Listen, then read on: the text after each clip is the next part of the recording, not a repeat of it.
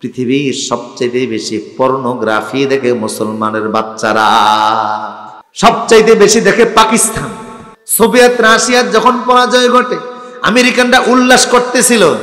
The class of civilisation বইয়ের মধ্যে এসেছে, হান্টিংটন দার্শনিক লিখেছেন আমেরিকানরা উল্লাস করে মদ খায়, আনন্দ করে, কিন্তু ওদের একজন বড় মানের দার্শনিক, উনি মদ খায় না, মুখটা বেজার।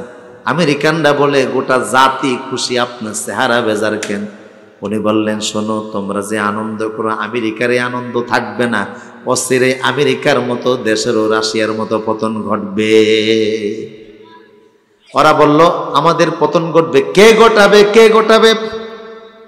হান্টিংটন বললেন বিশ্বের মুসলিম যুবকদের হাতে তোমাদের পতন ঘটবে, মুসলমান যুবকেরা তোমাদের ধ্বংস করবে। আল্লাহু আকবার, আল্লাহু আকবার।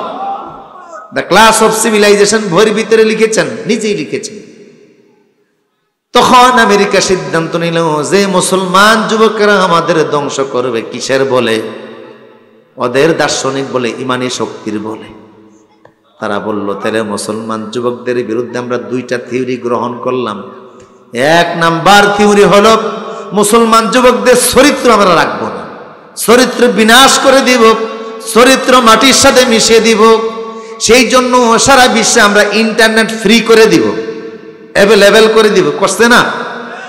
তারা লক্ষ্য করছে যে মুসলমান যুবকেরা কি দেখে বেশি, দেখলো তারা পর্নোগ্রাফি সাইটগুলোকে ব্রাউজার করে দেখলো, পৃথিবীর সবচেয়ে বেশি পর্নোগ্রাফি দেখে মুসলমানের বাচ্চারা, যুব সমাজ দেখে।